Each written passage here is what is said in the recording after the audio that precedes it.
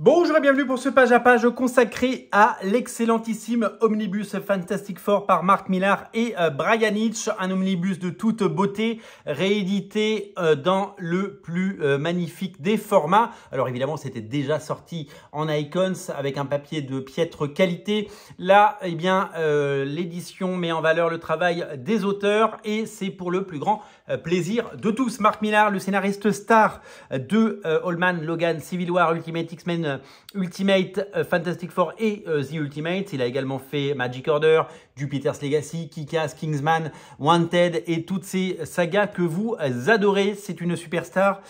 Il a décidé de prendre le destin en main de la série classique Les 4 Fantastiques au début des années 2000 et il a été accompagné par son comparse sur les Ultimates, Monsieur Bryan Hitch, avec qui ils ont fait des merveilles. Vous allez voir, le résultat est de toute beauté. C'est un blockbuster, comme j'aime l'appeler. C'est un comics absolument incroyable. C'est un comics tout simplement étonnant, un comics fabuleux que je vous invite à découvrir si ce n'est pas déjà fait. Il est disponible chez votre libraire. Allez, on attaque parce que, alors, il n'est pas si gros que ça. Il y a 18 épisodes, mais vous allez voir, c'est exceptionnel. L'idée, c'est de faire ce qu'ils avaient fait pour les Ultimates, mais avec des personnages classiques. Vous savez que Mark Millar a travaillé sur les Ultimate Fantastic Four, donc il connaît la version Ultimate, mais là, il a voulu quelque chose de classique, donc revenir au basique avec cette famille. Reed Richards, Mr. Fantastic, Sue Richards, donc Jane Richards, Invisible Woman, Ben Grimm, The Thing et Johnny Storm, la torche humaine. C'est marrant parce que cette torche humaine ressemble beaucoup à celui du film que vous avez peut-être déjà vu au cinéma. Une des particularités, c'est que, regardez, les bandes autour ne sont pas noires mais blanches, ce qui donne énormément de clarté et d'aération. Et dès l'entrée, on les voit habillés comme au Far West. Les 4 Fantastiques, ils sont poursuivis par, comme dans tous les bons westerns, par des Indiens. Et ils sont sur une sorte de locomotive. On se croirait dans Retour vers le futur. C'est de toute beauté. Ça va à 100 à l'heure. Et chaque plan est fou. Ça fourmille de détails. C'est magnifique et c'est exceptionnel. Le dessin et le niveau de dessin de Bryan Hitch est au sommet. C'est incroyable de voir le niveau de ce dessinateur. Et c'est incroyable de voir à quel point ce comics est magnifiquement bien produit du début à la fin. C'est tout ce qu'on veut dans les comics, c'est tout ce qu'on aime dans les comics. Un bon scénario, un bon dessin et des histoires qui vont vite. Regardez Ben Grimm porter la Fantasticar, regardez s'amuser avec des enfants, un petit peu comme dans le film que vous avez peut-être vu au cinéma. Et vous allez voir le début de sa relation. Je pense que les personnes de Marvel Studios sont venues s'inspirer de ça. Et pareil pour Jane Richards, Sue Richards, qui crée une sorte de fondation qui deviendra plus tard la Future Foundation, avec notamment She-Hulk et avec Janet Van Dyne.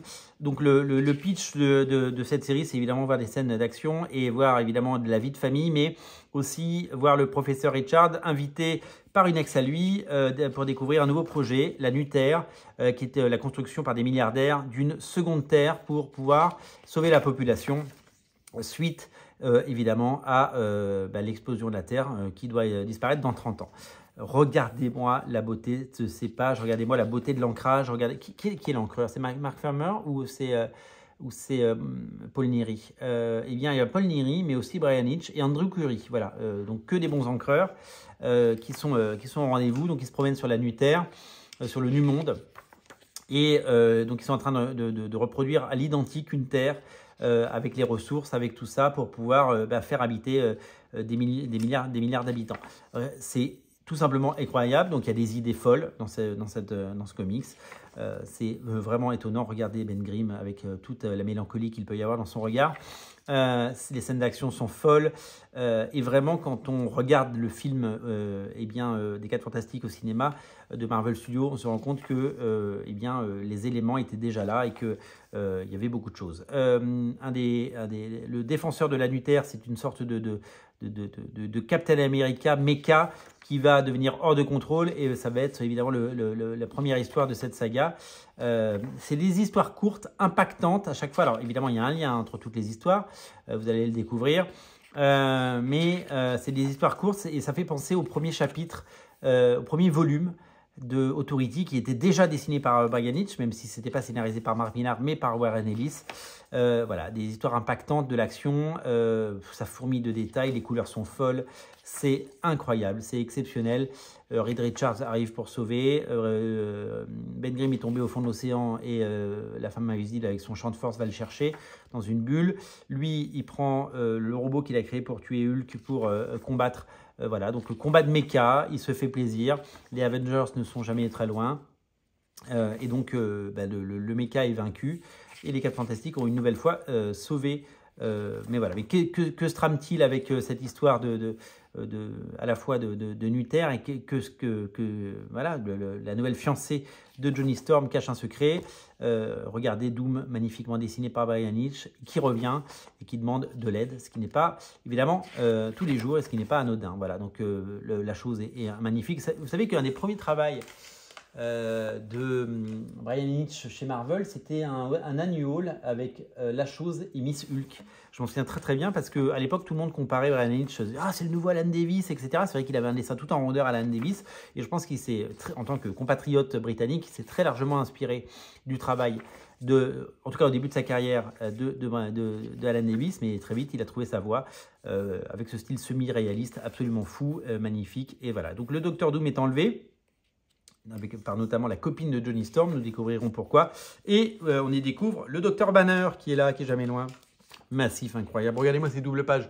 Ça, c'est la raison pour laquelle on lit des comics, les enfants. C'est la raison pour laquelle on lit des comics. Regardez-moi ça. Ça vole dans New York, c'est cette Fantastic-Car cultissime, des belles voitures, des plans incroyables. Il se fait détruire sa voiture parce qu'il est en retard à son concert.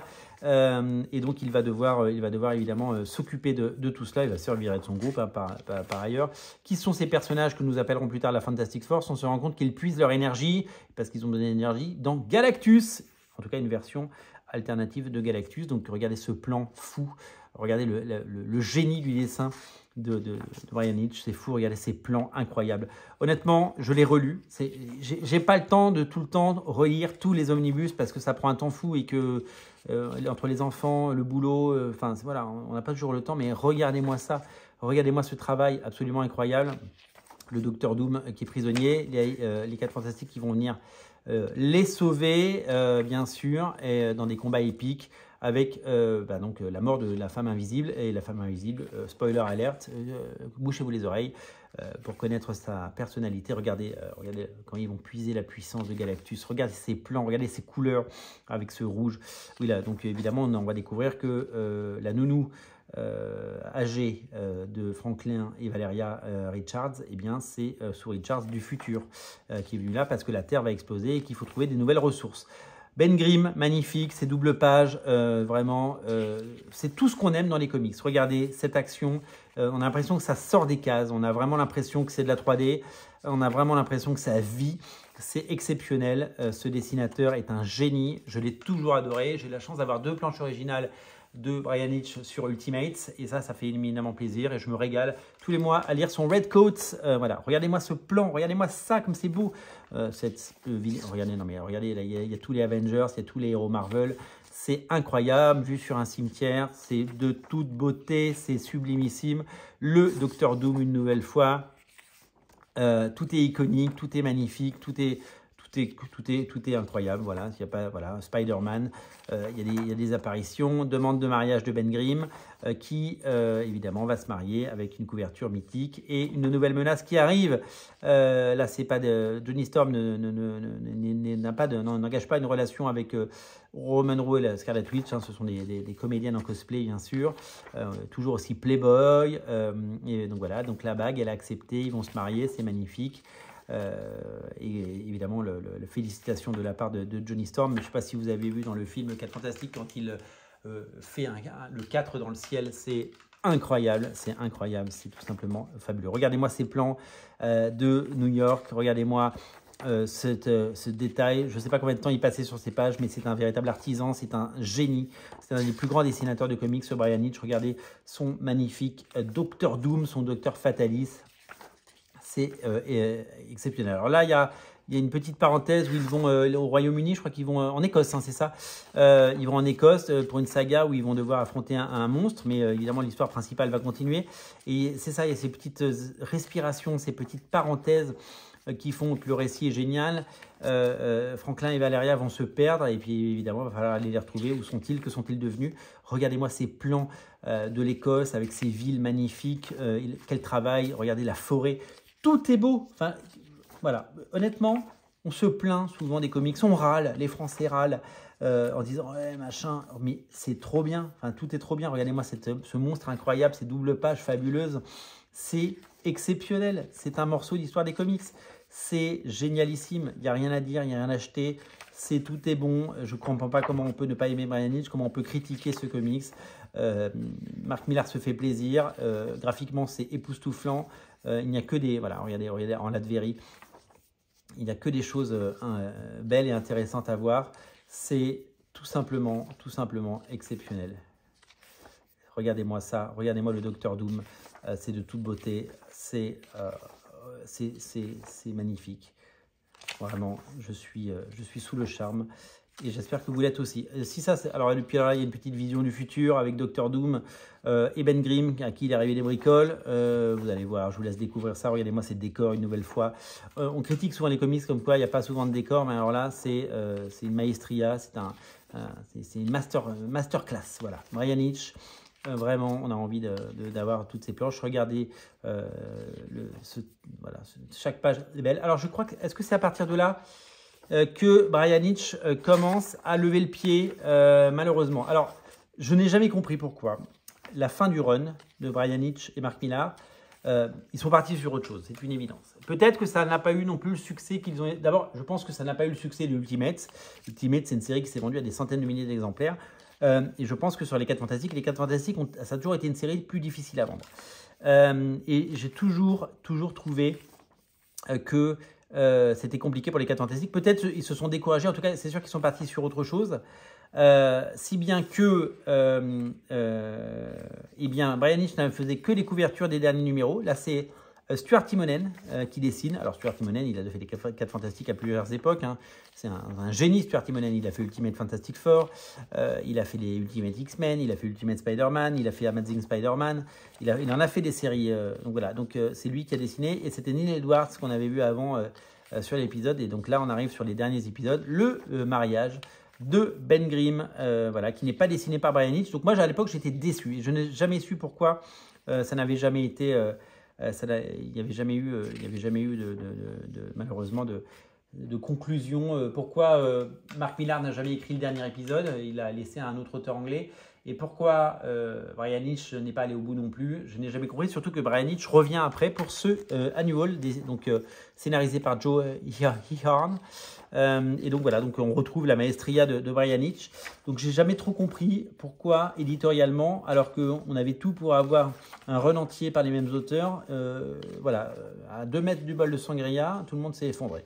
En tout cas, donc là on a l'annual, donc Brian Hitch de retour au dessin, pour un numéro, quasiment un numéro double, magnifique, absolument incroyable.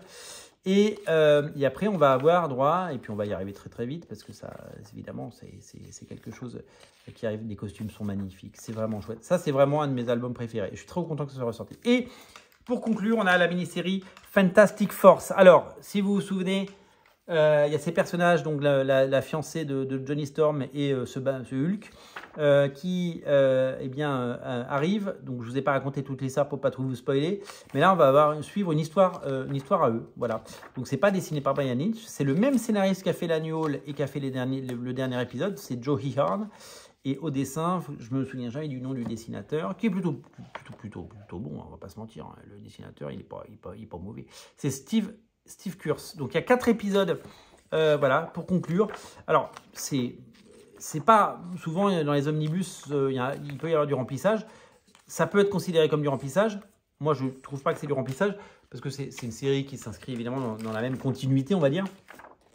Mais je trouve que c'est très bien dessiné, d'abord, il faut le dire, c'est très bien dessiné, et je trouve que ça complète bien, surtout que cette série a été pensée donc, pour suivre les aventures de cette équipe qu'on a découvert sous les pages, voilà, donc je passe un peu vite, voilà. Et donc à la fin, on a des bonus, la couverture de Marc Silvestri qui a fait l'objet d'une cover, la couverture de Simone Bianchi, Arthur Swidham, Frank Shaw, Poncho, voilà. Donc et puis tous les travaux préparatoires de tous ces personnages.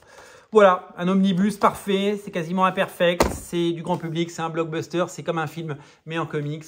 C'est à lire, c'est à découvrir. Pour moi, c'est mon gros coup de cœur de l'été.